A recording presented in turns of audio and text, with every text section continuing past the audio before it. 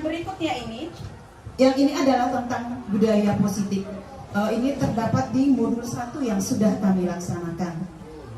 Budaya positif itu kami laksanakan mengingat disiplin positif yang sudah terlaksana di sekolah kita.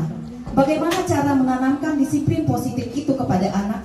Maka yang pertama sekali adalah ada motivasi di dalam diri kita. Motivasi di dalam diri manusia itu ada dua. Yang namanya pertama itu adalah motivasi eksternal atau ekstrinsik, dan yang kedua adalah motivasi intrinsik. Motivasi intrinsik itu adalah karena pengaruh dari orang luar, sedangkan motivasi intrinsik itu adalah keluar dari diri kita sendiri. Nah, jadi sebelum melangkah ke sana, kami akan tunjukkan apa saja yang terdapat di dalam budaya positif.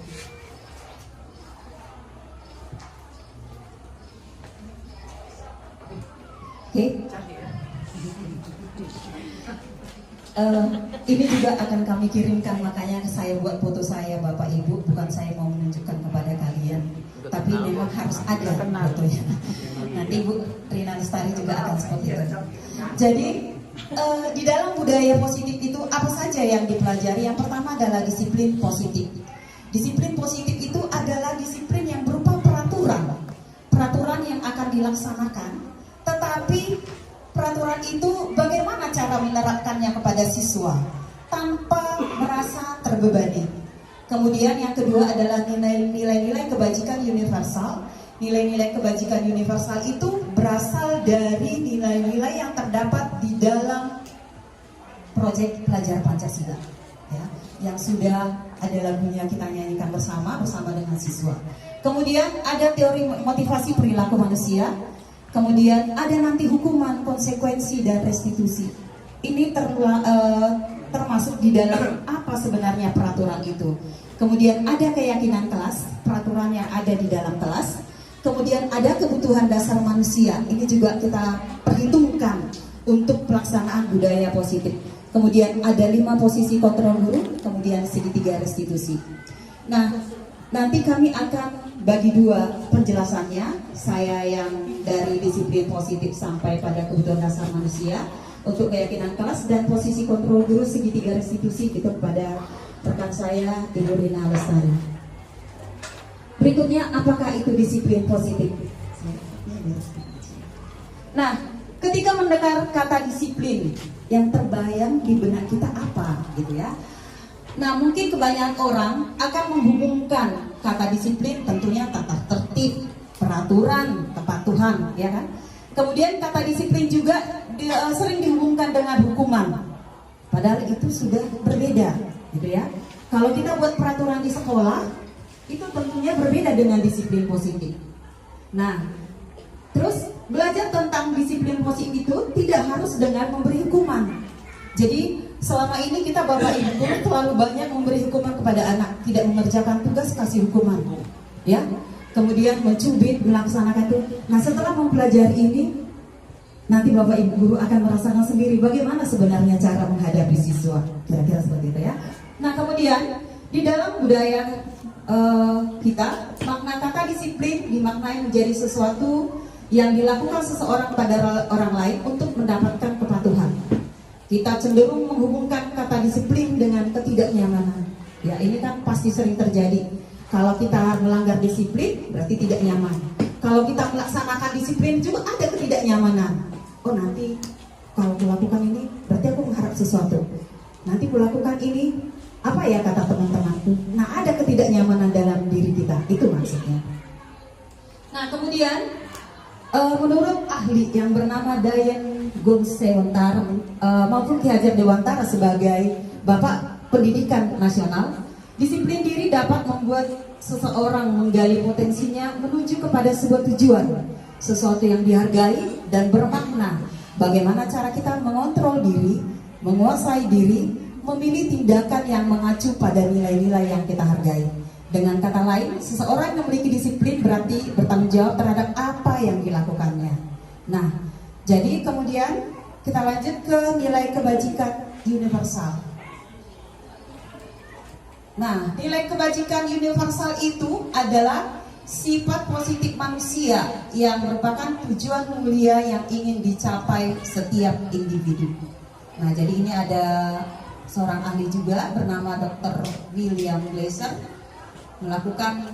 menyatakan bahwa setiap perbuatan memiliki suatu tujuan. Kemudian bahwa nilai-nilai kebajikan yang diyakini seseorang memiliki motivasi intrinsik, ya. Nah, kemudian nilai-nilai kebajikan itu kita kenal dengan profil pelajar Pancasila. Bagi rekan guru yang di kelas 7, mengajar di kelas 7, nah ini profil pelajar Pancasila itu sudah harus kita terapkan kepada anak didik kita. Nah, itu beriman dan bertakwa kepada Tuhan Yang Maha Esa dan berakhlak mulia. Ada mandirian, ada bernalar kritis, berkebinekaan global, bergotong royong, dan kreatif. Nanti ini juga akan kita masukkan di dalam keyakinan kelas. Ya, keyakinan kelas itu apa? Nanti akan dijelaskan oleh rekan saya. Kemudian berikutnya adalah bagaimana sebenarnya motivasi perilaku manusia. Nah, Diane Goshen dalam bukunya menyatakan ada 3 motivasi perilaku manusia. Yang pertama, untuk menghindari ketidaknyamanan atau hukuman. Dibuat di sini, ini adalah tingkat terendah dari motivasi perilaku manusia. Ada sebenarnya seperti ini. Ketika kita melakukan disiplin itu, kita hanya menghindari ketidaknyamanan atau menghindari hukuman supaya jangan dicatat mungkin. Atau siswa juga seperti itu ya. Mereka melakukan mengerjakan tugas itu karena takut dimarahi guru, ya kan? Jadi karena takut dimarahi guru, maka dia melaksanakan tugasnya, dia mengerjakan tugasnya. Tapi itu adalah sebuah proses ketidaknyamanan dalam dirinya sendiri, ya. Kemudian itu juga dituliskan di sini. Sebenarnya mereka sedang menghindari permasalahan yang mungkin muncul dan berpengaruh pada mereka secara fisik dan psikologis. Seperti yang saya katakan tadi, kalau kita siswa itu mengerjakan tugasnya karena takut dihukum, takut dipukul, takut dimarahi sama guru, maka mereka mengerjakan tugas. Itu makanya mereka melakukan secara terpaksa. Makanya dikatakan tidak nyaman.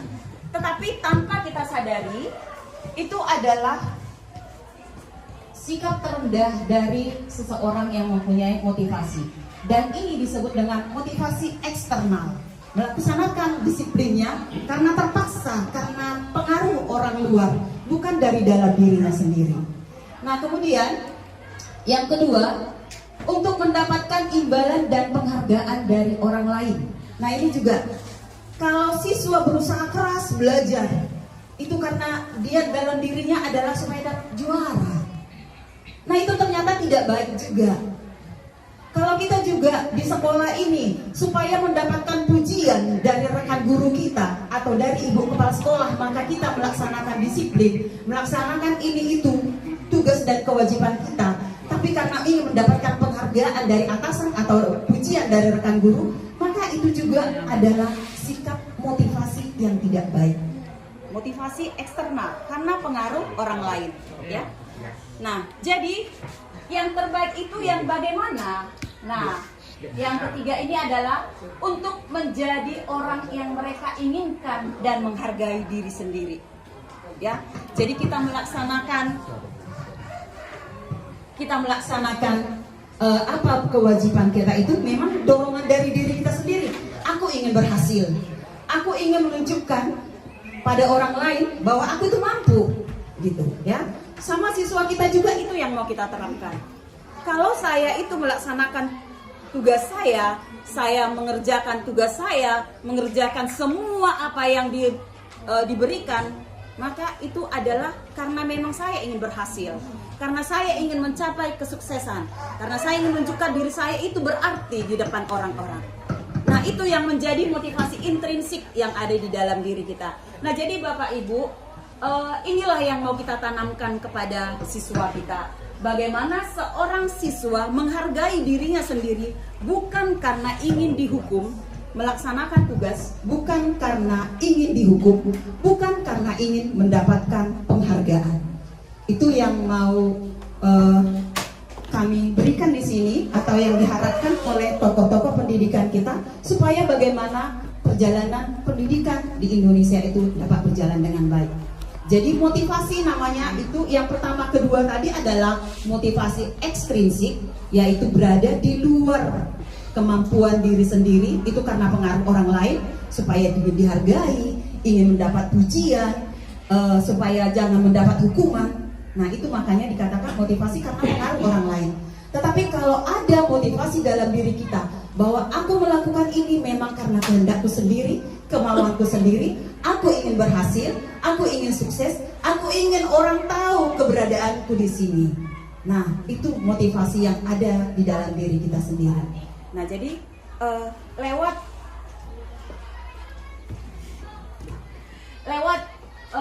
sosialisasi yang kami laksanakan ini, maka marilah Bapak Ibu kita tanamkan kepada siswa kita.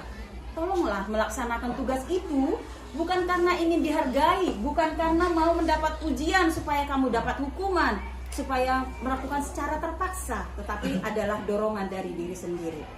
Ini yang perlu kita tanamkan kepada anak-anak, terutama kepada diri kita sendiri. Hargai keberadaan diri kita sendiri. Ya. Nah, bukan karena pengaruh orang lain. Berikutnya, ada perbedaan antara hukuman, konsekuensi, penghargaan, dan restitusi. Jadi di antara hukuman, konsekuensi, penghargaan, dan restitusi, hukuman, konsekuensi, dan penghargaan itu sama nilainya. Sama-sama mendapatkan ketidaknyamanan pada siswa. Tetapi kalau kita lakukan restitusi, maka inilah yang menjadi langkah kita sebagai guru supaya anak-anak itu mau mendengarkan apa yang kita laksanakan dan melakukan peraturan atau disiplin itu tanpa merasa terbebani. Nah, apa perbedaan hukuman, konsekuensi, dan restitusi? Restitusi itu pendekatan kepada anak. Jadi ada beberapa langkah nanti, 3 langkah yang akan kita laksanakan dalam melaksanakan restitusi. Di sini dijelaskan bahwa hukuman bersifat satu arah dari pihak guru yang memberikan, dan murid hanya menerima satu hukuman tanpa melalui suatu kesepakatan atau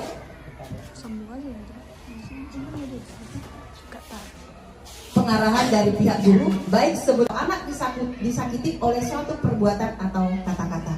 Nah, jadi ini hukuman yang sering kita lakukan ya Bapak Ibu Guru. Saya pun dari mulai SD, SMP, SMA, apalagi saya punya traumatik waktu di SD ya terhadap guru. Di SMP juga saya punya traumatik terhadap guru matematika. Tapi itu terobati ketika saya belajar di SMA. Saya mendapat guru matematika yang baik. Artinya baik, tidak melakukan hukuman tapi pendekatan yang digunakan. Maka Bapak Ibu Guru, kalau misalnya saya melakukan pendekatan seperti itu dalam mengajarkan matematika kepada anak-anak, itulah contoh yang saya berikan. Ketika saya ketika saya belajar di SMP Metodis, saya sekolahnya di SMP Metodis, gurunya semua Cina. Karena bapak saya juga guru SMA Metodis, setiap guru satu rotan. Ketika setiap nilai harian, Ibu Erna juga mata dari Metodis, Ibu RRS juga dari Metodis, satu guru itu satu rotan, Bapak Ibu. Jadi setiap kesalahan ada nilai ulangan harian. Kalau nilai 5, kita dipukul 1 kali, 4 2 kali, 3 kali, 2 4 kali, 5 kali. Setiap hari, setiap guru bergantian. Jadi kita pulang dari sekolah itu, tangan kita itu sampai sini luka semua. Ya, mungkin Bapak Ibu-ibu berdua yang tamatan dari Metodis mengalami hal seperti saya juga. Dan orang tua saya tidak protes karena bapak saya juga melakukan seperti itu kepada muridnya. Dan itu adalah peraturan yang mereka lakukan. Nah, ternyata hukuman itu membuat dampak bagi saya, gitu ya. Kenapa dampaknya bagi saya? Sampai sekarang saya ingat. Nah, jadi mari Bapak Ibu, jangan melakukan hukuman fisik terhadap anak, supaya jangan ada kenangan yang diambil dari anak tersebut pada saat mereka bersekolah, gitu ya. Kenangan buruk itu namanya. Saya juga seperti itu. Di SD juga saya punya seperti itu masalah, ya. Nah, ketika di SMA baru saya memahami, oh ternyata matematika itu menyenangkan. Ternyata matematika itu enak. Saya suka. Nah, makanya itu begitu selesai dari SMA, saya mengambil jurusan matematika. Nah, ada motivasi yang kita ambil dari situ. Ada keinginan, ada sifat yang terkontrol. Ternyata dengan kebaikan baik yang seperti itu, maka kita dapat melanjutkan yang terbaik. Itu maksud saya. Nah, jadi mulai sekarang Bapak Ibu, tolonglah jangan melakukan hukuman fisik kepada anak. Ya. Akan menimbulkan traumatik. Dan hukuman itu biasanya katanya dibuat di sini tanpa melalui suatu kesepakatan. Karena itu spontanitas ya. Begitu tidak kerjakan PR, tampar, pukul, ya. Nah, kadang kita memang mempunyai emosi ya, emosi yang tidak terkontrol. Tapi dengan melalui penjelasan kali ini, mudah-mudahan itu dapat berubah. Berikutnya konsekuensi. Konsekuensi. Nah, ini sebenarnya sudah terencana, ya, sudah terencana, sudah disepakati, sudah dibahas dan sudah disetujui oleh murid dan guru. Contohnya peraturan, ya kan? Udah kesepakatan bersama itu, peraturan sekolah dilaksanakan. Nah, jadi Bapak Ibu guru yang kepada siswa kami yang melanggar peraturan, maka hukumannya ini. Anak-anak udah tahu itu. Dan mereka sudah siap menerima itu.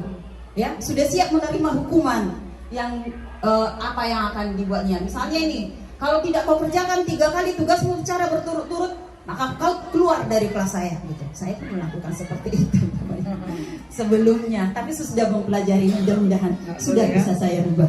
Bersama Bu Era kami sering konsultasi bagaimana caranya. Mungkin nanti dengan Bapak Ibu guru yang lain, mari kita sama-sama konsultasi dengan hal seperti sharing bersama. Nah, mengobrol di kelas, ya kan?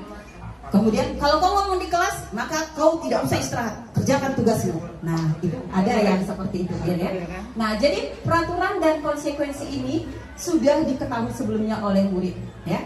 Tapi hukuman yang dilaksanakan tadi langsung spontan, sedangkan konsekuensi itu sudah ada dulu, disepakati ya, sudah dibahas dan disetujui. Kemudian berikutnya adalah penghargaan. Ternyata penghargaan itu juga menyakitkan. Ya, penghargaan itu ternyata menyakitkan. Ya, cara-cara mengontrol perilaku seseorang yang menghancurkan potensi untuk pembelajaran yang sesungguhnya, itulah penghargaan. Kenapa dikatakan penghargaan itu tidak efektif? Ya kan? Kalau misalnya hari ini kita berikan yang ini, maka berikut besoknya itu yang lain lagi. Nah, jadi itu tidak bisa secara langsung, tidak efektif ya namanya. Kemudian penghargaan itu merusak hubungan. Bagi yang juara 1, 2, dan 3, hari ini juara 1, semester depan dia juara 2. Nah, ini merusak hubungan antar teman. Oh, ternyata kau karena kau juara ini begini-begini. Nah, makanya dari mulai kurikulum 2013, kejuaraan itu sebenarnya sudah dihapuskan. Tidak dibuat lagi ranking di dalam rapot. Tujuannya adalah seperti ini. Tetapi untuk memotivasi siswa kita itu masih tetap kita laksanakan di sekolah manapun, masih tetap dilaksanakan, sekalipun di dalam rapot tidak lagi ditunjukkan ranking itu, ya. Nah, itu merusak hubungan antar teman, ya. Kemudian mengurangi ketepatan. Katanya ada orang yang melakukan penghargaan itu sebenarnya tidak benar-benar, tapi karena ada sesuatu terselubung di dalamnya, ya kan? Melakukan sesuatu karena ada sesuatu. Jadi ini juga kurang tepat. Kemudian menurunkan kualitas. Ketika dia tidak juara lagi, maka dia akan langsung down. Kalau orang memang masih mampu untuk berdiri bangkit kembali, itu masih bagus. Tapi ketika dia memang langsung drop, langsung down, maka kualitasnya tentunya akan berpengaruh, ya. Kemudian penghargaan juga mematikan kreativitas, ya. Ketika kita mendapat penghargaan, maka sekolah lain yang tidak mendapatkan penghargaan, udahlah tahun depan masih SMP 1 Gunung Balela itu, gitu, ya. Baru ada juga misalnya anak-anak kita gitu kan, udahlah udah pastinya juara 1 si ini, udahlah biasa-biasa aja lah kita belajarnya. Nah, ternyata mereka jadi gak kreatif, tidak lagi saling mendorong satu sama lain untuk berkreativitas. Kemudian penghargaan itu juga menghukum si anak, menghukum kita. Oh, ternyata kau gak mampunya, hanya segitunya kemampuanmu. Lihatlah si Anu. Kita kan kalau anak kita aja sering kita banding-bandingkan, ya. Kita banding-bandingkan. Lihat itu, kakakmu bisa juara, kau kapan? Gak boleh, kan? Nah, itu juga menghukum mereka. Nah, yang terakhir adalah motivasi dari dalam diri. Inilah intrinsik yang terbaik, ya. Nah, sebaiknya penghargaan diberikan bila seseorang itu melakukan perbuatannya itu memang didorong dari dalam dirinya sendiri. Gitu. Motivasi dalam diri, intrinsik. Iya. Pak Wipi langsung apa? Terima kasih Pak Wipi. Nah, yang inilah yang mau diharapkan di dalam pemberian kepada siswa kita. Namanya restitusi, no prostitusi. Restitusi. Apa itu restitusi? Proses menciptakan kondisi bagi murid untuk memperbaiki kesalahan mereka, sehingga mereka bisa kembali pada kelompok mereka dengan karakter yang lebih kuat. Restitusi merupakan proses kolaboratif yang mengajarkan murid untuk mencari solusi untuk masalah mereka dan membantu murid berpikir tentang orang seperti apa yang mereka inginkan dan bagaimana mereka harus memperlakukan orang lain. Jadi ini bukan kerjanya Bapak Ibu guru yang di BP, tapi kerja kita juga. Ya, jadi ketika siswa itu mengalami suatu masalah, memang kalau dikatakan, itu aja kerja wali kelas, enggak. Marilah kita lakukan restitusi. Mungkin nggak setiap hari, dalam beberapa hari sudah kita mempelajari, mungkin muncul beberapa kali. Tapi berikutnya tidak akan lagi ada masalah seperti itu. Ya, apa itu restitusi? Nah, restitusi adalah sebuah cara menanamkan disiplin positif pada murid. Bisa juga untuk menebus kesalahan dan belajar dari kesalahan. Kemudian restitusi juga memperbaiki hubungan. Berbeda dari tadi dengan penghargaan tadi ya. Restitusi juga merupakan tawaran, bukan paksaan. Kemudian restitusi juga menuntun untuk melihat ke dalam diri. Restitusi juga mencari kebutuhan dasar yang mendasari tindakan itu. Sebenarnya dia melakukan itu karena apa? Karena terpaksa kah? Karena lingkungan kah? Karena memang ingin merasa dihargai kah? Atau yang lain? Nah, ini namanya mencari kebutuhan dasar. Kebutuhan dasar itu ada namanya self belonging, ya kan? Rasa ingin dicintai, rasa ingin diperhatikan. Nah, iya, rasa ingin memiliki. Iya, ini paling banyak pada siswa kita sebenarnya, ya. Supaya dia diperhatikan, bikin masalah dia, bikin apa namanya itu? Bikin overacting namanya ya, caper. Dia pengen mau cari perhatian supaya kita perhatikan. Aku ada di sini, kenapa ibu guru gak perhatikan aku? Nah, itulah kira-kira teriakan dari dalam dirinya. Nah,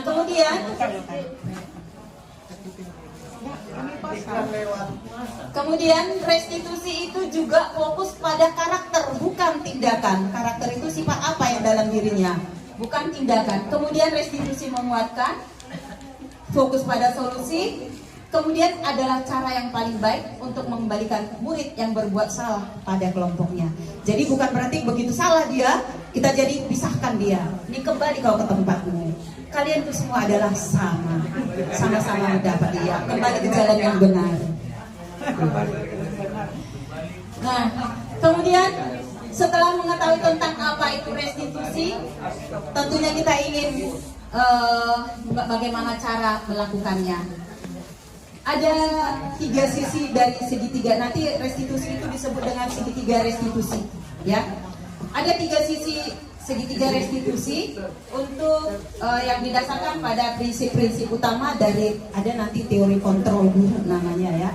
Ada sebagai penghukum, ada sebagai manajer, ada pembuat merasa bersalah kepada anak. Nah, jadi kita sebagai apa di situ? Sebaiknya kita nanti jadi manajer, ya. Nah, 3 segitiga restitusi itu, yang pertama adalah menstabilkan identitas, kemudian validasi tindakan yang salah, yang ketiga menanyakan keyakinan. Nah, bagaimana cara menyelesaikannya? Kita akan lihat. Inilah dia namanya segitiga restitusi. Pada dasarnya yang kita laksanakan pertama adalah menstabilkan identitas. Apa kira-kira isinya? Ini dia. Bagian dasar dari segitiga restitusi. Segitiga itu mempunyai alas, maka pada dasarnya itu, bagian dasarnya itu bertujuan mengubah identitas anak dari orang yang gagal karena melakukan kesalahan menjadi orang yang sukses. Anak yang melanggar peraturan karena sedang mencari perhatian adalah anak yang sedang mengalami kegagalan. Nah, jadi dia mencoba memenuhi kebutuhan dasarnya, namun ada benturan. Kalau kita mengkritik dia, maka kita akan tetap membuatnya dalam posisi gagal. Kita kritik terus-terusan dia merasa gagal, nggak ada pun artinya aku, gitu ya. Nah, kalau kita ingin ia menjadi reflektif, bercermin pada dirinya sendiri, maka kita harus meyakinkan si anak dengan cara kalimat seperti ini. Nah, jadi ketika anak berbuat salah, yang pertama kita katakan, oh anakku, berbuat salah itu tidak apa-apa, itu manusiawi. Itu kata yang pertama. Atau boleh juga dengan mengatakan tidak ada manusia yang sempurna. Nah, itu juga membuat dia, oh ternyata semua juga pernah melakukan kesalahan. Seperti itu ya. Nah, kemudian yang ketiga, ibu juga pernah melakukan kesalahan loh, bukan cuma kamu. Nah, gitu ya. Baru kita bisa menyelesaikan masalah ini. Enggak berat kok ini, gampang ini, gitu ya. Baru saya bilang lagi, ibu sebenarnya enggak tertarik mencari siapa yang salah. Kalau saya berantem ya berdua, saya nggak tertarik mencari siapa yang salah di antara kalian berdua, ya kan? Tapi saya ingin cari solusi bagaimana supaya kalian itu berdamai dan tidak melakukan itu lagi. Kemudian boleh saya katakan, kamu berhak kok melakukan kayak gitu sama dia, karena mungkin dalam emosi. Nah, itu juga boleh kita katakan. Nah, terus baru yang selanjutnya, apakah kamu menjadi teman bagi ya teman yang baik buat dirimu sendiri? Karena kalau kau berbuat baik dalam dirimu sendiri, maka untuk temanmu juga bisa kau hargai. Nah, kalau kita mengatakan kalimat di atas akan sangat sulit, bahkan hampir tidak mungkin buat anak untuk tetap membangkang bila mereka mengatakan kalimat tersebut. Dan mungkin hanya butuh 30 detik ketika kita bisa mengubah situasi yang sulit menjadi kooperatif. Kooperatif itu artinya bisa bekerja sama. Berikutnya, sisi yang kedua, validasi tindakan yang salah. Tadi yang validasi yang kedua ini, ya, yang nah, validasi tindakan yang salah. Setiap tindakan kita dilakukan dengan satu tujuan, yaitu memenuhi kebutuhan dasar. Tadi itu yang saya katakan itu, ada orang yang cari perhatian, ingin merasa dicintai, aku butuh ini, aku butuh itu, gitu ya. Kalau kita memahami kebutuhan dasar apa yang mendasari sebuah tindakan yang dilakukan siswa kita tersebut, kita akan bisa menemukan cara yang paling efektif. Ya, nah cara-cara itu dengan kalimat apa?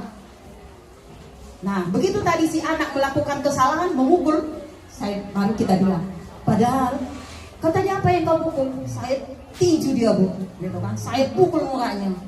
Terus kita bilang seperti, padahal kan kau bisa tadi melakukan yang lebih dari situ kan? Takut jengkau kakinya, apa, gitu ya kan? Nah, baru bolehlah kita kan. Terus apa alasanmu melakukan seperti itu? Kita tanya dia, kamu pasti punya alasan kan? Kenapa melakukan itu? Kemudian baru kita buat lagi, kamu patut bangga pada dirimu sendiri karena kamu telah melindungi sesuatu yang penting buatmu. Nah, mungkin itu berantem gara-gara sebut nama orang tua, ya. Siswa kita peributannya itu ya, dibilangin nama bapakku. Nah, itu mungkin sesuatu yang penting bagi dirinya sendiri. Jangan disebut nama bapakku. Nah, gitu, berantem. Nah, kita buat seperti ini kalimatnya. Nah, baru berikutnya, kamu boleh mempertahankan sikap itu, tapi kamu harus menambahkan sikap yang baru. Inilah, ada sikap yang baru yang harus kamu. Apa itu? Cari dalam dirimu sendiri. Baru kita kasih penjelasan kepada dia. Nah, yang terakhir adalah sisi yang ketiga, menanyakan keyakinan. Teori yang ketiga ini menyatakan bahwa kita pada dasarnya termotivasi secara internal. Tadi yang saya katakan itu intrinsik, ya. Ketika identitas sukses telah tercapai sebagai kelas atau keluarga, sebagai kelompok. Apa sih sebenarnya di dalam kelas ini kau sebagai apa sebenarnya? Apakah kau berdiri sendiri atau butuh teman? Kalau dia katakan butuh teman, berarti kamu tidak boleh menyakiti temanmu. Seperti itu kan? Nah, terus di dalam keluargamu, misalnya seperti itu. Kalau kakakmu disakiti, bagaimana perasaanmu? Nah, itu yang kita tunjukkan di sini. Terus ada nilai-nilai umum yang telah disepakati. Artinya ada beberapa peraturan atau keyakinan kelas yang harus Bapak Ibu guru laksanakan sebenarnya sebelum memulai pembelajaran. Yang ketiga, apa bayangan kita tentang kelas yang ideal? Nah, kita tanyakanlah itu kepada anak-anak. Kamu nyaman gak di sini? Kalau kira-kira kamu nyaman, kira-kira seperti apa yang kau inginkan di dalam kelas ini supaya kamu nyaman di dalamnya? Nah, terus yang terakhir kita tanyakan, kamu jadi apa, nakku? menjadi apa kau nanti kalau sudah besar? Apa cita-citamu? Apa keinginanmu? Baru berikanlah motivasi atau dorongan kepada siswa.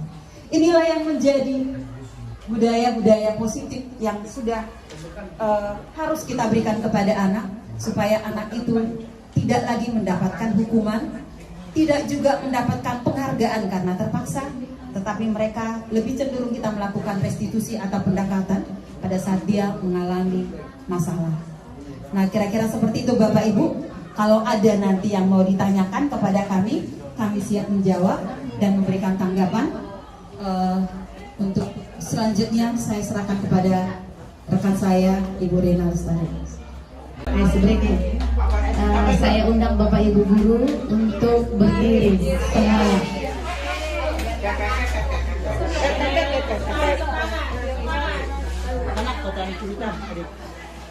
Oke. Icebreaking kita tidak usah menarik-narik, cuma buat fokus saja ya. Oke. Jadi saya lakukan geraknya, Ibu guru mengikuti suara saya. Oke, seperti itu ya.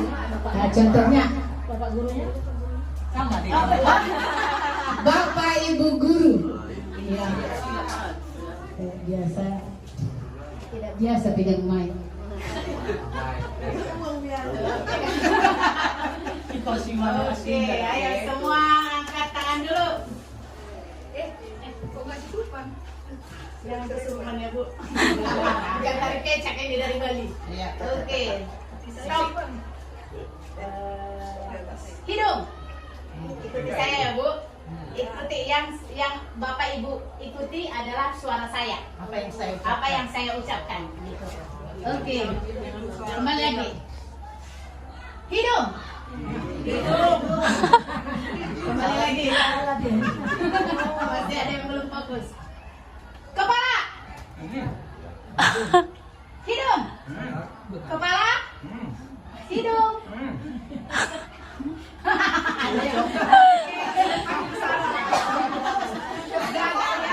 Oke, berarti belum fokus semua. Belum masuk tenaga manusia. Sekali lagi.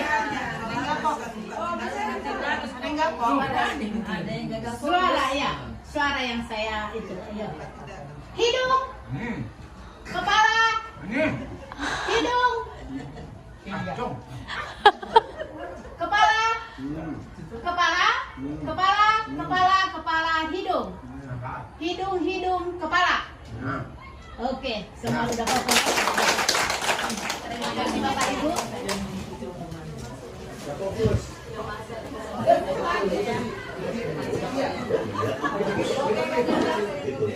Oke, saya lanjutkan kembali Bapak Ibu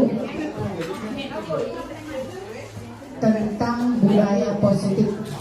Dari materi yang tadi sudah dipaparkan oleh Ibu FT. Semua ini yang kami presentasikan adalah tentang upaya-upaya kita untuk membangun budaya positif di sekolah kita. Membangun budaya positif itu upaya. Lalu lanjutannya tadi sudah diterangkan tentang restitusi, yaitu mengembalikan murid menjadi lebih kuat lagi. Kalau selama ini saya juga melakukannya seperti ini. Kalau murid bersalah malah semakin dipojokkan. Setelah memahami tentang restitusi, bahwa ternyata semua orang pernah melakukan kesalahan. Tinggal kita bagaimana untuk menyikapi dan memperbaiki kesalahan itu, bahkan lebih kuat lagi. Jadi istilahnya ini bertobatlah, ya gitu kan? Oke. Nah, jadi prosesnya tadi ada restitusi, itu ada identifikasi, ada menanyakan keyakinan, dan ada menstabilkan. Namun semuanya itu sebelum kita melaksanakan restitusi itu terlebih dahulu ada keyakinan kelas. Ini dia keyakinan sekolah. Untuk melakukan itu tadi Pak WP.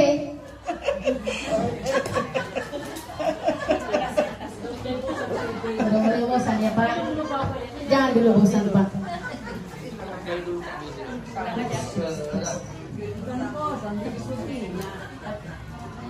Ini dia Pak WP. Ini dia keyakinan kelas. Keyakinan kelas ini memuat tentang nilai-nilai kebajikan universal. Contohnya di dalamnya keadilan, tanggung jawab, kejujuran, bersyukur, lurus hati, berprinsip, integritas, dan lain-lain. Ini tidak terlepas dari namanya universal ya, tidak membawakan suku, agama, ini lepas dari situ. Ini tentang universal, keseluruhan. Jadi selanjutnya yang sering kan memang ini di beberapa kelas sudah saya survei ada peraturannya, tapi bukan keyakinan kelas. Seperti di 81 ada itu peraturan, tapi dalam bahasa Inggris. Apa madam namanya? Sebelah ini? Iya, regulation. Iya. Jadi pertanyaannya, mengapa keyakinan kelas? Mengapa tidak peraturan kelas?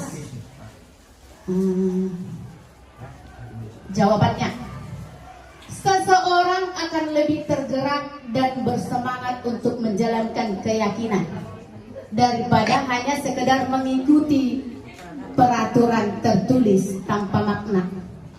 Kalau orang Indonesia biasa kalimatnya gini, peraturan kan ada untuk dilanggar. Maka sering di lampu merah itu, kalau begitu kuning, tancap. Padahal sebenarnya itu harus hati-hati. Seperti itu. Jadi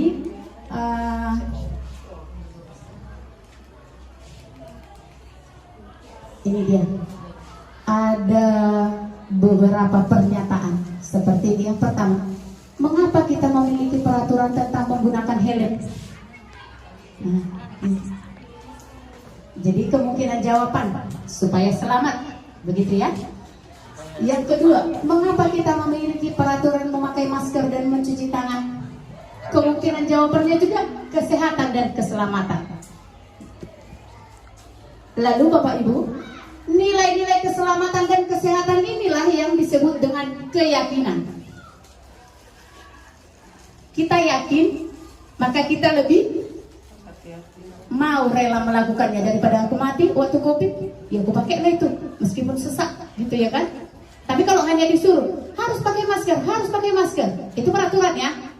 Tapi tidak ada keyakinan. Untuk apa pakai masker sesak? Tapi kita yakin bahwa kalau tidak pakai masker kita bisa mati, ya gitu ya. Seperti itulah keyakinan yang saya maksud tadi. Jadi dalam pembentukan keyakinan kelas ada beberapa langkah Bapak Ibu yang harus kita buat.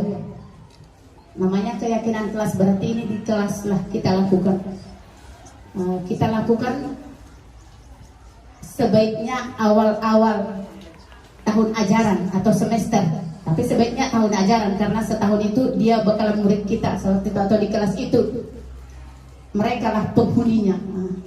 Jadi pembentukan kelas itu ya, yang pertama keyakinan kelas bersifat lebih abstrak dari peraturan yang lebih rinci dan konkret, berupa pernyataan-pernyataan yang universal, dibuat dalam bentuk kalimat positif.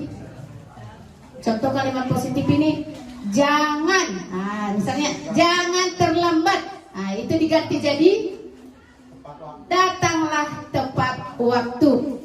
Itu contohnya ya Bapak Ibu. Boleh pakai jangan. Iya. Dihilangkan kata negatif itu. Jangan lari-lari. Itu diganti jangan berjalanlah dengan hati-hati. Begitu. Oke. Iya, kalau misalnya jangan berbohong berarti selalu jujur. Iya, bagus tuh. Seperti itu dia. Oke. Selanjutnya tidak perlu banyak sehingga mudah diingat. Gak usah banyak-banyak kali kalimatnya. Yang penting gampang diingat. Kalau sudah diingat berarti otomatis dilaksanakan. Selanjutnya, untuk membuat keyakinan kelas ini, semua warga berkontribusi, cacah pendapat. Nah, karena dari kita untuk kita, seperti itu. Dan suatu waktu bisa ditinjau kembali, tidak paku mati ya Bapak Ibu. Bisa ditinjau kembali, oh tidak cocok ini, kita ganti. Tapi tetap harus melalui cacah pendapat dan harus tetap berpacu kepada nilai-nilai universal tadi. Ada kejujuran, tanggung jawab, dan lain sebagainya.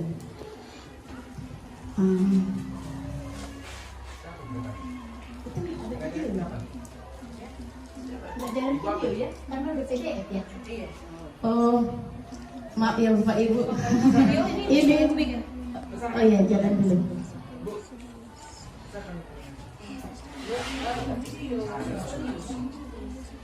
ada video memang di Ada.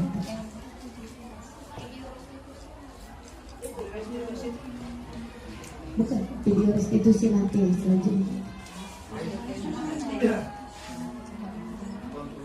Oke, next slide, Bu FT. Diterangkan aja foto itu. Saya terangkan aja, anggaplah itu sebuah video ya Bapak Ibu. Ini kan kita pelajari, kita pahami, lalu kita terapkan. Tidak bisa langsung 100%, tapi paling tidak 2%, besok tambah gitu kan. Budaya positif ini juga seperti itu ya. Enggak terus semua kita melaksanakan. Tidak terus semua nanti kita berhasil. Ini butuh waktu. Tapi sedikit demi sedikit, lama-lama jadi bukit. Seperti itu. Jadi ini saya lakukan di kelas 88. Kebetulan saya wali kelasnya. Contoh seperti inilah saya membuat keyakinan kelas. Karena di kelas saya paling rawan juga. Ada yang cabut, ada yang merokok, ada. Lalu saya sebutkan dulu beberapa nilai-nilai universal yang sering terjadi atau yang baik menurut saya dulu, versi saya. Lalu saya kembalikan kepada mereka, yang mana lainnya nak yang mau kita buat, atau menurut kalian ada yang memberi ide atau saran tentang keyakinan kelas yang mau kita jalankan sepanjang 1 semester ke depan. Nah, seperti itu. Jadi semua ini 19 orang membuat, tapi kalimatnya masih tidak ini tidak cabut, tidak merokok, seperti itu kan? Tapi saya terangkan lagi, jangan tidak berarti datang tepat waktu, jangan yang melompat pagar, karena ada itu karena mereka katanya paling sering ke situ. Jadi jalanlah dari pintu gerbang, senyum sapa harus kita lakukan seperti itu. Lalu saya suruh mereka tempel-tempel, setelah ditempeli kita buat lagi per kebutuhan. Contoh yang bagian terlambat, pasti ada ini 5 orang yang buat terlambat. Nah, kasih kita 1 baris. Ini tentang waktu ya nak. Ini tentang disiplin. Ini tentang cabut. Nah, seperti itu. Inilah yang masih saya lakukan. Meskipun sederhana, marbogai nama hitam. Ya, oke. Lalu tadi seperti yang di segitiga restitusi tentang validasi. Validasi itu kan bagaimana sebenarnya kebutuhan dasar manusia supaya kita bisa memahami. Sebenarnya kebutuhan manusia ini secara garis besar ada 5.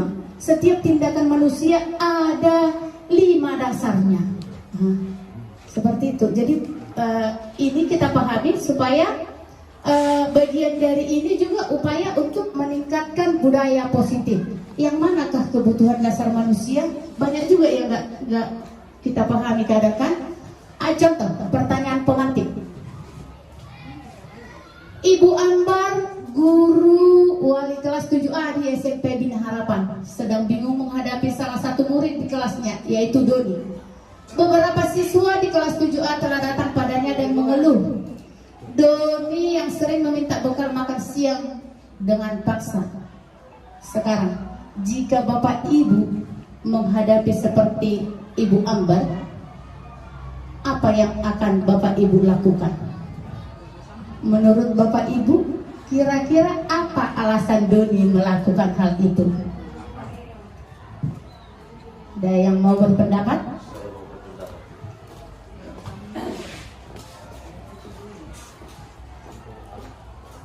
Ya, terima kasih kepada Ibu Rina Lestari.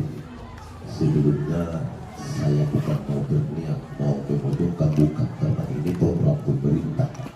Kalaupun ada nanti pertanyaan, bukan dikhususkan untuk Ibu Doni, bukan.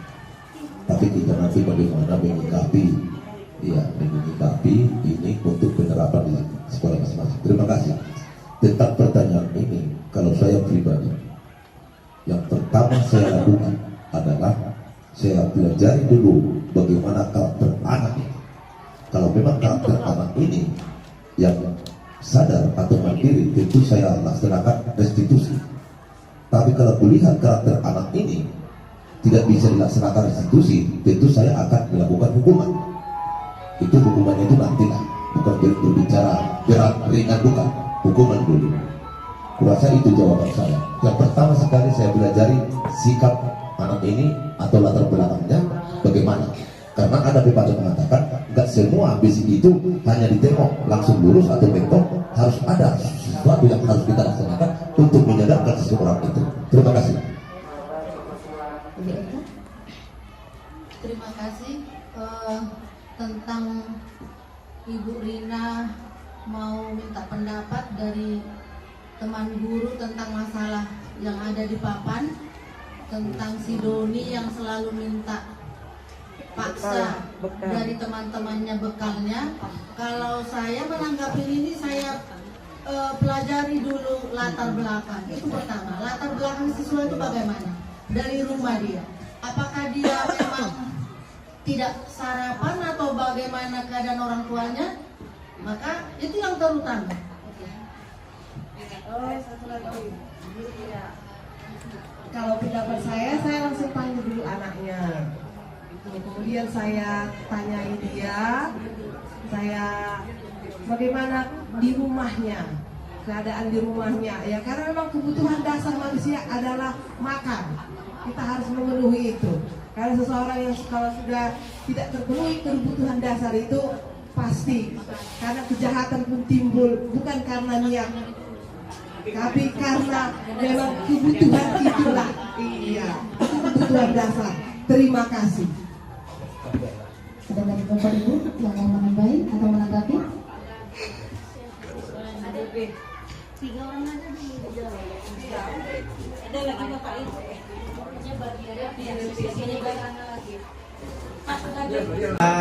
Saya rasa mungkin secara umum semua guru kalau ada masalah seperti yang di tahapan mungkin sama ya. Kita cari dulu latar belakang dari si siswa. Karena pas tadi kata Ibu Desi, semua dilakukan karena belum sejengkal. Jadi mungkin ya aku rasa yang paling utama atau prioritas utamanya adalah si siswa dulu, kita tanya dulu bagaimana, kita panggil ya, boleh ya, 4 mata kita tanya apa tadi pagi dari rumah sarapan atau tidak. Ya kalau nggak sarapan ya wajar, dia kan dicuri makanan kawannya.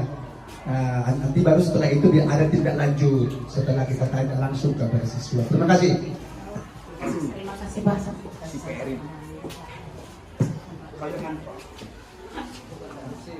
Oke, dari jawaban Bapak Ibu tadi semuanya benar. Tepuk tangan.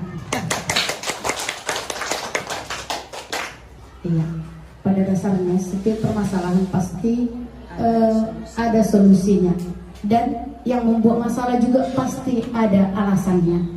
Nah, jadi kita jangan terus emosi, tanya dulu. Yang pertama tanya dulu, karena pada dasarnya kebutuhan manusia itu menurut William Glasser pada bukunya Choice Theory, yaitu tentang bahwa kebutuhan dasar manusia itu yang pertama sekali adalah kebutuhan bertahan hidup, survival namanya.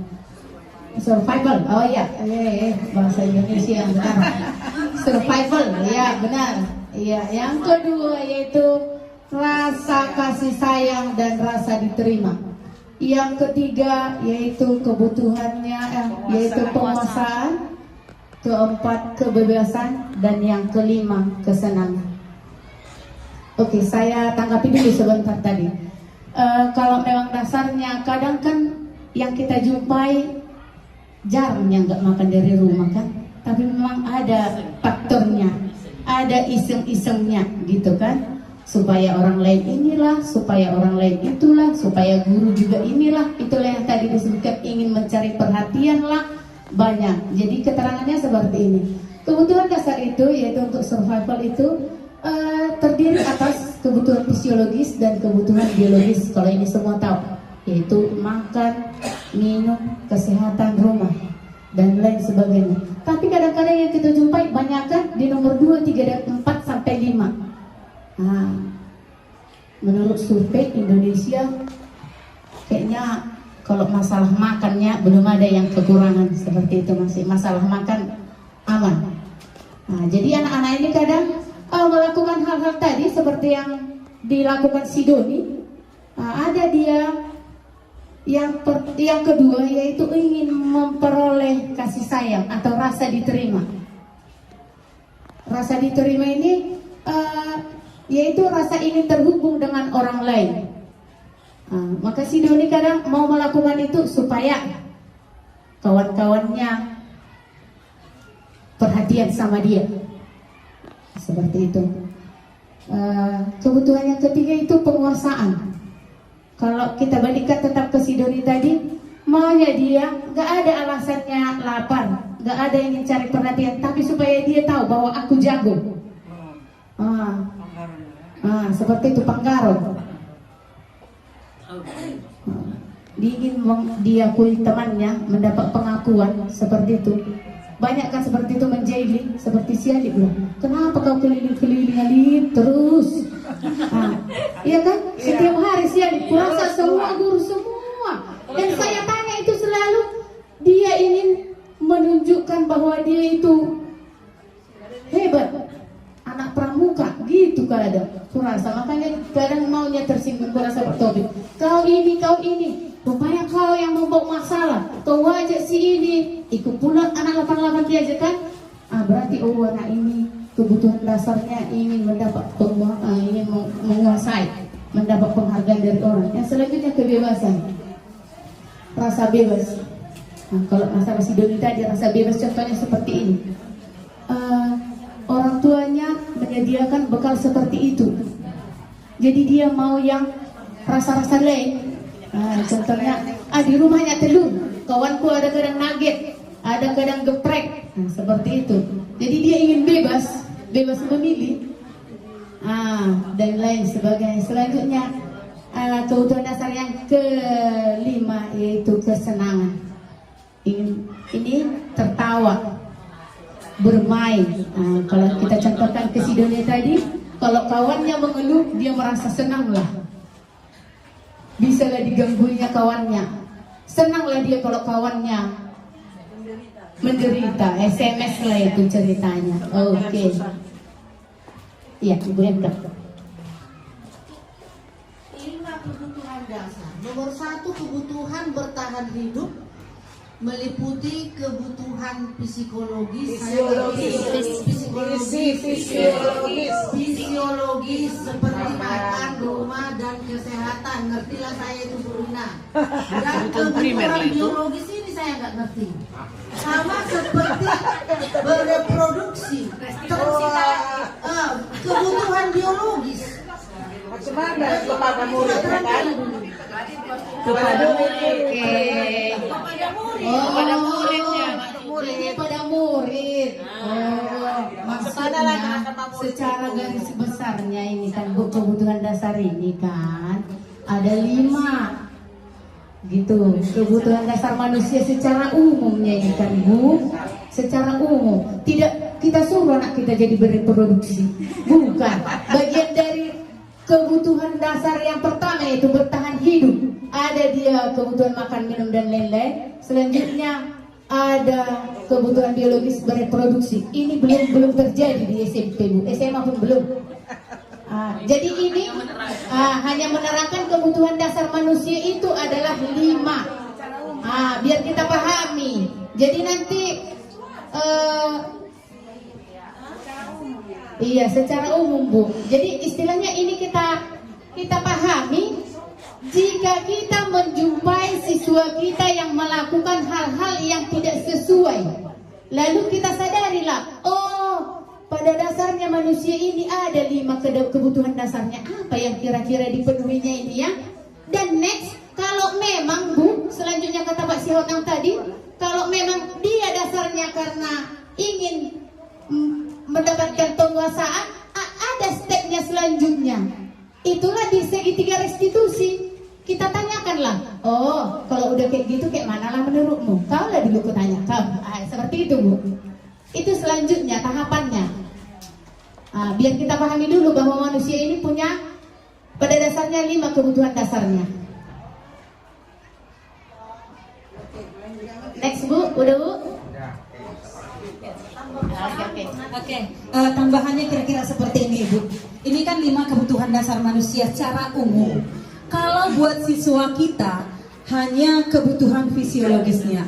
Andaikan ada masalah siswa yang memang sudah melakukan yang seperti itu, misalnya melakukan reproduksi, maka sebentar Ibu, maka yang mau kita lakukan sebenarnya dia itu butuh kasih sayang, ingin diperhatikan, bukan karena kebutuhan biologisnya, karena itu belum waktunya. Jadi begitu anak melakukan hal seperti itu, maka dia itu karena ingin memang diakui, ingin dicintai, ingin dimiliki orang lain, ingin memiliki. Itu ya, itu aja mungkin Ibu. Secara umum kalau untuk siswa, kalau dia melakukan pelanggaran seperti itu. Jadi ini secara umum, kebutuhan dasar manusia secara umum. Itu aja Ibu. Tidak sampai kepada kebutuhan bahwa siswa itu sudah mempunyai kebutuhan biologis untuk bereproduksi. Tidak. Ya, terima kasih. Lanjut. Oke, ditambahi sama guru IPA. Ini ahlinya lah. Mungkin proses reproduksi juga dipelajari. Ini bukan ahlinya sejenak, mungkin ngasih masukan sedikit. Ini kan untuk kebutuhan dasar, satu memang fisiologis kita tahu lah ya, berarti fungsi organ tubuh kita gitu kan, makanya contohnya makan. Kemudian untuk kebutuhan biologis, mungkin karena di sini larinya ke reproduksi, makanya Ibu MK langsung pikirnya itu langsung merancang. Nah, minta nasi di kelas itunya, ke situ tadi apanya?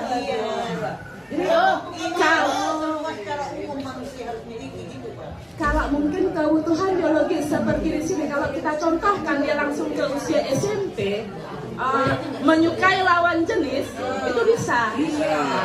Ada mulai rasa suka sama teman, ada cabar, dia bernyambung merasa gitu aja. Oke, lebih simpelnya seperti itu. Saya tambahin, mungkin miskomunikasi.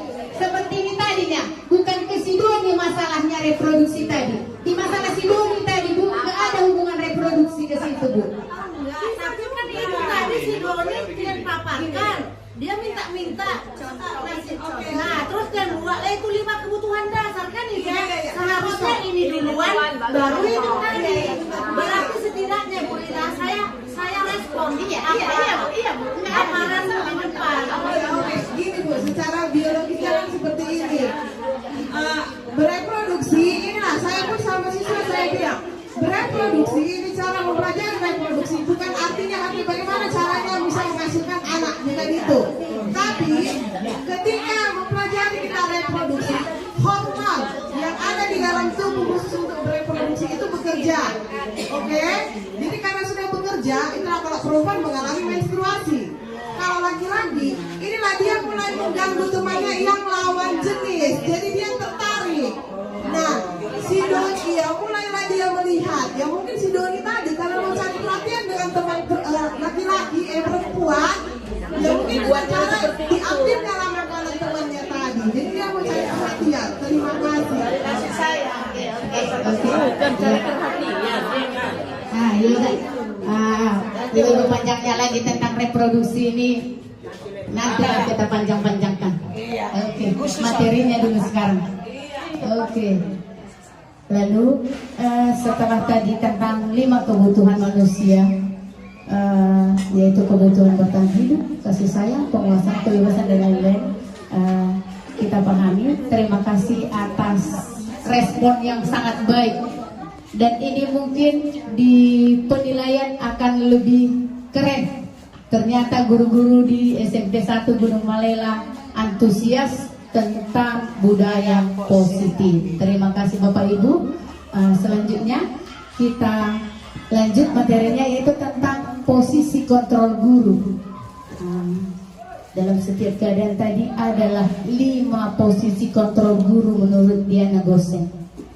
Yang pertama, dia sebagai penghukum, yaitu ini bisa hukuman fisik maupun hukuman verbal. Kalau fisik seperti biasalah, kita jewer, kita suruh lari dan lain sebagainya. Kalau verbal dengan ucapan, enggak kau tengok itu, seperti itu. Ya, oke. Lanjut, yaitu yang posisi kontrol kedua, yaitu pembuat rasa bersalah. Selanjutnya teman. Selanjutnya yaitu pemantau dan manajer. Nah, di antara posisi kontrol guru yang disarankan adalah langsung ke intinya. Kalau tidak bisa sebagai manajer, paling minim harus jadi pemantau. Kalau iya bu, pemantau. Diana Gosen itu guru sebagai apa tadi? Manajer. Iya bu, betul.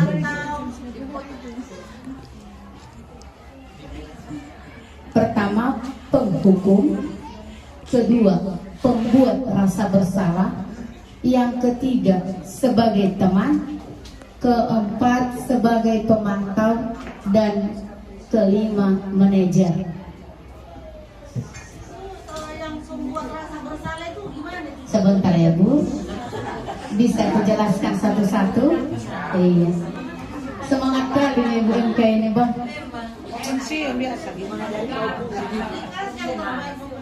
Iya betul. Kalau tidak untuk siswa, nanti untuk kau punya sini duel. Oke, saya lanjut ya Bapak Ibu biar selesai.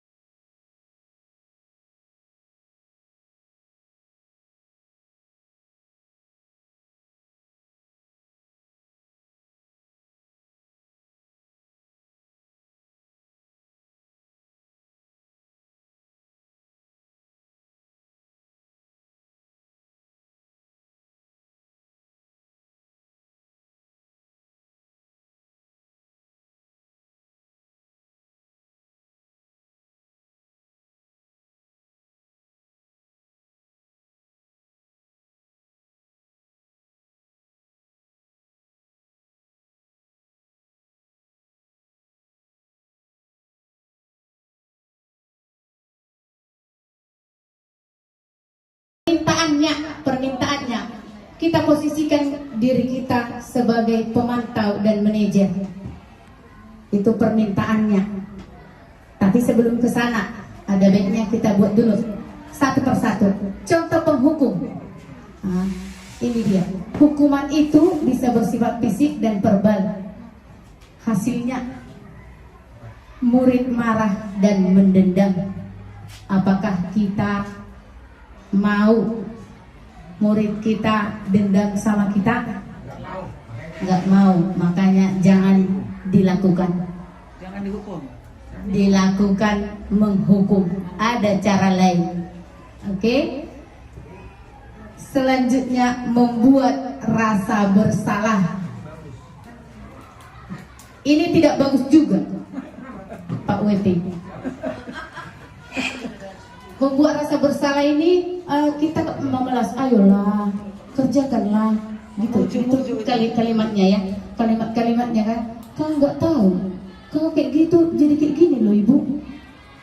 Seperti itu kan. Jadi hasilnya murid akan merasa bersalah. Kayak mana lah kalau udah merasa bersalah, ya kan? Nggak nyaman lagi. Mau menjumpai kita pun atau mau bertemu aja pun, selama aku kayak gini yang dibilang ibu itu. Akhirnya jadi menghindar kan?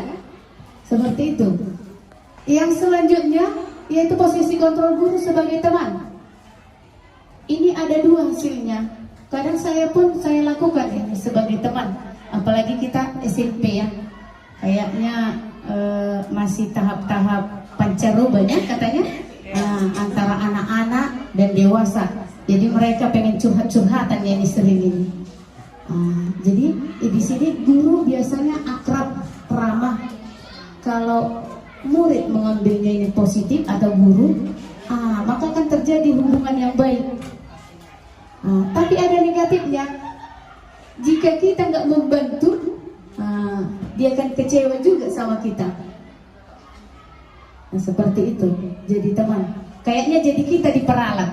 Kalau aku merasa seperti itu, adanya nanti ini, jadi dia sepele juga. Adanya nanti ini, seperti adalah contoh kalau kita di kelas ada murid kesayangan kan, kita apa-apa dia kita suruh.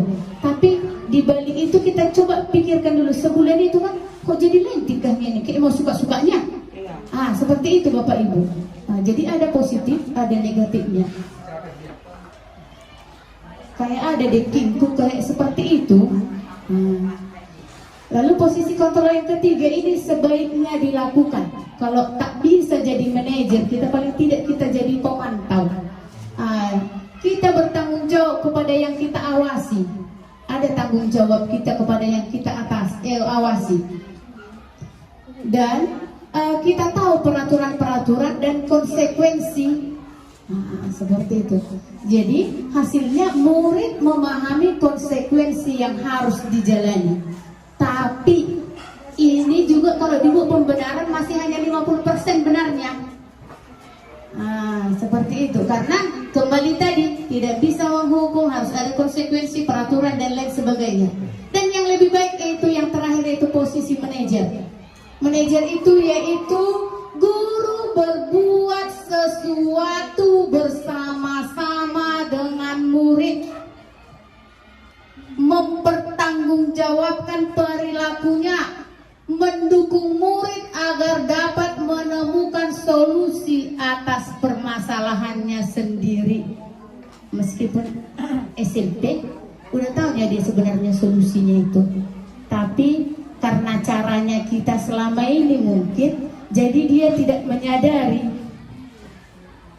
Seperti itu. Jadi kalau di manajer ini nanti hasilnya murid akan bertanggung jawab atas tindakan yang dilakukan. Jadi ini sudah saya lakukan seperti ini. Ini kejadiannya Bapak Ibu. Anak siapa ini? Iya. Ini terjadi spontanitas. Saya juga nggak masuk di kelas ini. Cuma pada saat itu dia naik ke meja pakai sendal. Ini anaknya. Pas apa? Pas belajar atau? Iya. Memang kata mereka preles gitu ya. Gitulah ceritanya. Jadi ini kan posisinya kelihatan juga itu sendalnya kan. Sebenarnya satu sendal itu udah termasuk satu kesalahan ya. Tapi naik lagi dia di meja. Pakai sendal pula ya kan. Ini langsung dia udah, begitu saya lihat sini dulu nak, dia udah ini pucat pasi. Karena seperti biasa pasti udah kena hukum aku dan lain-lain. Rupanya karena kebetulan baru belajar restitusi, langsung saya aplikasikan restitusi. Saya bawa dia di Joglo. Jadi saya tanyakan kembali lagi lah segitiga restitusi. Saya stabilkan identitas. Kenapa kamu nak berbuat gitu? Ibu pun dulu gitunya, padahal nggak pernah kan. Tapi supaya dia mau ngaku lah dulu, istilahnya menstabilkan supaya dia ada step berikutnya untuk perbaikan. Lalu dikatakan, Bu, sebenarnya saya bawanya sepatuku. Gitu waktu itu. cuma lagi basah. Kalau alasan seperti itu juga kan kita jadi pasti adalah rasa apa selanjutnya. Nah, tapi kan kebanyakan siswa kita ini adanya memang sengaja pakai sendal. Jadi kalau ini memang anaknya setelah saya pendekatan pakai restitusi, segitiga restitusi, dia bilang sebenarnya saya akui memang dari proses saya gali informasi tentang keyakinan, oh ternyata hanya karena basah itu dan masalah yang naik itu tadi baru dia ngaku, iya Bu, saya begini tadi, saya mau ngomong gak ada yang dengar, lalu saya naiklah di atas meja, seperti itu. Yang ketua kelasnya ini Bu, halo? Berorasi berarti dia. Oh iya, pokoknya seperti itu dibilangnya. Saya gak ada yang dengar Bu, saya naik iya. Tapi menurutmu nak, bagus kan naik ke meja nak? Seperti itu. Lalu mungkin mudah-mudahan selanjutnya nggak bakalan naik meja lah dia kurasa. Menurut pengakuan dan proses yang kami lakukan itu bakalan 100% saya jamin nggak bakalan naik meja lagi ya. Oke Pak. Dari mukanya aja ini orang disiplin di rumahnya. Yang repotnya kita, kalau kebetulan orang yang bandel di sekolah ini, bagaimana kita memberikan restitusi itu pun mungkin bisa itu faktanya ada di sekolah kita. Orang BK di sana setiap hari menegur, setiap hari mengingatkan. Memang jiwa anak itu sudah bandel. Kalau ini orang baik ini, itu dikasih saran aja ini mengerti. Ini anak kelas 7, kelas saya. Dari muka ini baik, kebetulan ibu menasihati dari restitusi ya nyambung. Yang repotnya, anak yang paling bandel ini kalau kita laksanakan langsung restitusi, apakah nyambung apa enggak? Nah itu yang menjadi masalah. Nah itu. Terima kasih. Oke, terima kasih Pak. Intinya seperti ini Pak, di seluruh Indonesia atau di seluruh dunia juga kita jumpainya siswa yang bandel. Kalau baik-baik aja yang nggak mungkin pala dipelajari ini gitu. Gitu ya. Jadi seperti ini Pak. Tadi kita udah sepakat sedikit demi sedikit lama-lama jadi bukit. Kalau tadi ini kebetulan dapat yang baik. Kalau misalnya siap dila, bilanglah lagi Pak langsung sama aku. Jadi Pak, kayak siap dila itu sudah mulailah kita lakukan restitusi juga Pak. Didengar nggak didengar, tapi paling tidak melalui keyakinan, kurasa adalah perubahan Pak. Ada perubahannya Pak. Iya. Iya. Itu yang paling bandel asistennya si Alif tadi. Makanya terus perhatianku sama si Alif karena dia yang bawa. Dan ini berhasil Pak. Meskipun hanya 15% dulu ya Pak. Karena membuat perubahan nggak langsung seperti membalikkan tangan, pakai proses. Oke, demikianlah Bapak Ibu tentang budaya positif, upaya-upaya yang dapat kita lakukan dalam menjalankan budaya positif di sekolah kita. Untuk perhatiannya tentang saran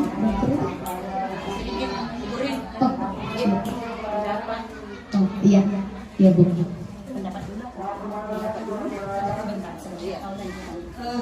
Baik Bapak Ibu, kita akan melihat bagaimana video restitusi, bagaimana cara penyelesaiannya.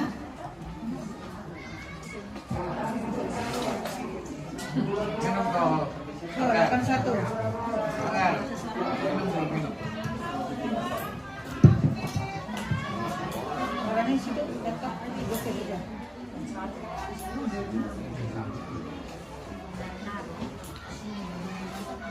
Lakukan, kebetulan ada 2 siswa saya yang pada jam istirahat mereka bersenggolan di kantin, mau rebutan beli makanannya, jatuh satu, lalu mereka berantem ribut, lalu datang ke saya panggil kenapa, kebetulan ini pas lagi sebenarnya mau udah istirahat, saya masih duduk di situ tinggal nunggu mau berangkat, tapi tiba-tiba mereka bobo ini berantem, kata si Stella.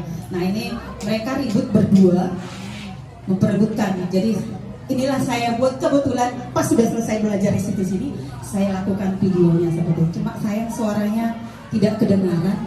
Ini saya lakukan pendekatan menyelesaikan masalah itu langsung di situ. Nah tadi kata Pak Hotam, bagaimana cara menyelesaikan itu, bagaimana cara langsung. Ya memang nggak bisa Pak secara langsung. Artinya kalau kita sendiri yang berbuat, satu guru aja yang melakukan restitusi terhadap siswa tidak boleh. Makanya diperlukan kolaborasi bersama guru yang masuk dalam kelas. Ya. Nah ini ada satu lagi yang paling fatalnya, maaf Bu LB, anggotanya Ibu ini saya gunakan. Ini saya buat di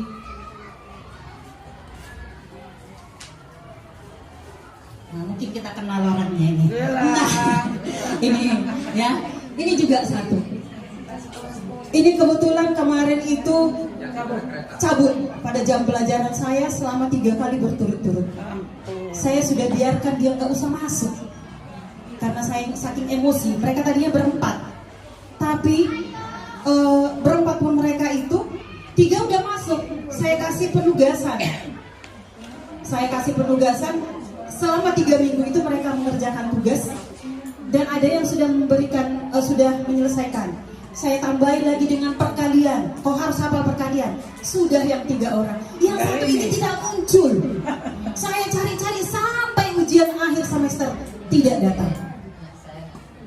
Ya, tidak datang. Nah, ini sudah selesai ujian UAS. Saya panggil karena memang tidak ikut. Inilah orangnya. Sampai saya bilang, ini video buktinya saya mau kasih sama kepala sekolah bahwa kau sudah saya nasihati. Tapi kalau memang masih terulang lagi, saya juga tidak tahu apa yang mau saya lakukan. Seperti itu. Kalau tidak ada motivasi dalam dirimu untuk maju, karena udah saya tanya, nanti kira-kira cita-cita kamu jadi apa? Saya mau membawa alat berat.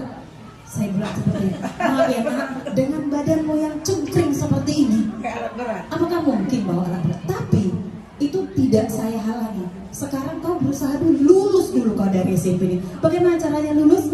Ikutilah pembelajaran di sekolah ini. Begitu nanti kau tamat, bisa mungkin kau belajar untuk membawa alat berat seperti itu. Dan dipercaya orang. Kalau seperti ini ya tingkahmu, siapa mau mempercaya kau? Saya bilang. Nah ini memang saya langsung buat video langsung. Tapi seperti yang saya katakan tadi, kalau cuma saya yang memberikan nasihat, mungkin tidak akan bisa. Mari kita sama-sama, ya. Itu gunanya kita melaksanakan budaya positif. Saya berikan seperti ini supaya apa? Begitu kita mempunyai masalah kepada siswa, tolong di-share-kan kepada teman, bukan untuk mempermalukan, tapi kita bikin cara kita sendiri masing-masing melakukan pendekatan kepada anak supaya bisa berubah. Itu saja yang mau saya tunjukkan. Saya berikan tanggapan kepada Ibu. Terima kasih. Oke, terima kasih kepada Ibu berdua yang telah memberikan penjelasan yang begitu baik. Pasti pertanyaan yang ada di hati kami Bapak Ibu ini adalah, oh jadi nggak bisa lihat murid ini hukum pada setengah mati, barindarnya pun nggak tahu lagi kayak mana gitu ya kan Bapak Ibu ya. Pertanyaan itu pasti ada di kita semua. Jadi terserah sebenarnya yang kalian maksud dengan restitusi ini, kalau di bahasa Inggris kayaknya dari dulu sudah kami lakukan ya. Kenapa? Karena kami orang bahasa Inggris ini, mungkin karena dosen kami itu orang dari luar, sudah seperti itu. Pendidikan itu sudah seperti itu. Jadi kayaknya ini memang dari luar ya ini ya kan. Budaya seperti itu dimulai dari menghargai seperti itu. Jadi kayaknya pengalaman Bapak Ibu lah dulu. Jaranglah guru bahasa Inggris karena nggak bisa 10 kata langsung dicentrak di buku, jarang itu. Jadi artinya gini Bapak Ibu, saya lihat juga di sini Bapak Ibu guru bahasa Inggris, bukan saya yang mau membela, bukan saya mau memuji. Kayaknya tidak ada yang terlalu susah kami ya kan? Nggak ada yang terlalu campur. Kan kita gini, misalnya nanti salah, Roy mana mau itu dong sih. Jadi sekarang nggak bisa. Jadi ini pengalaman saya. Kebetulan di gereja kemarin itu kita ada sermon. Di situ di Alkitab pun ada dikatakan kita harus beri. Dari yang Ibu videokan kelas 97 Sigalang ya Bu ya? Dalam apa Gilang? Gilang. Kebutuhan dasar apa yang Ibu terapkan untuk menangani kasus si Gilang ini Bu? Itulah yang saya tanyakan. Terima kasih Bu. Baik. Baik, terima kasih. Kita juga ingin berbagi ya pengalaman mungkin. Memang siswa kita ini seperti yang dibilang Bu RL tadi ya, masih masa pancaroba, ingin butuh perhatian, ingin butuh kasih sayang dan segalanya. Jadi memang dalam masa-masanya lah kalau anak-anak kita hadapi ini seusia SMP. Tapi saya kalau ada siswa saya mungkin yang seperti itu, saya diagnosa dulu memang, betul. Saya diagnosa sama seperti dokter. Kita pergi ke dokter itu, dokter mendiagnosa, baru diberikan obatnya. Nah, jadi nggak mungkin dokter itu kasih langsung obat. Nah ini, Tahu sakitnya. nah ya. Jadi kadang-kadang kita pun guru gitu juga, kadang-kadang langsung marah, nggak didiagnosa. Kenapa anak ini seperti ini? Kenapa tugasmu nggak selesai, nak? Hah? Kenapa kau nggak pakai sepatu, nak? Nggak didiagnosa. Ternyata kakinya bonyok, sakit. Tapi kadang-kadang kita langsung marah, ditarik sepatunya. Nah itu ada curhat orang tua sama saya seperti itu. Nah contohnya. Jadi mungkin kadang-kadang karena banyaknya siswa kita ini, sehingga kita tidak sabar, ya kadang-kadang sering ingin cepat aja, akhirnya ngambil jalan pintas. Nah itulah mungkin yang terjadi. Jadi kalau kita sudah mendiagnosa, kita tahu permasalahannya, mungkin kita akan lebih tepat memberikan solusinya. Nah, saya berapa kali ini Bu JN ada siswanya yang katanya tadi mau dipecat. Siapa nanya Bu JN? Ada apa? Kata Bu JN, Pak Jai, kau kasih apa pelet ya? Kau kasih pelet apa sama si Gapa itu? Yang mau aku pecatnya itu kok tiba-tiba rajin terus masuk sat terus katanya. Nah begitulah, itulah salah satu siswa yang sudah saya hadapi, si Gapa itu. Tadinya itu memang betul mau dipecat sama Bu JN, yang lupanya katanya Bu JN ngasih surat pecatnya katanya. Surat napi ya, napi surat nasibnya lah itu berarti. Nah, iya. Terus kemudian tadi ada siswanya Bu RL ya, si Abdillah ya. Saya sempat masuk berapa kali, ya mungkin setelah Pak AS pensiun, saya menggantikan Pak AS masuk ke kelas 88. Yang saya alami si Abdillah itu tidak seperti yang saya dengar, bahwa si Abdillah itu justru seperti si Dapa juga, responnya bagus. Pak saya ke depan Pak, ngerjakan. Boleh tanya semua siswa yang lain, ya si siapa Abdillah ya, ternyata responnya bagus. Nah, jadi mungkin itu tadi kita boleh memberikan solusi itu, terutama harus didiagnosa dulu. Setelah didiagnosa baru berikan solusi. Mungkin itu lebih tepat. Terima kasih.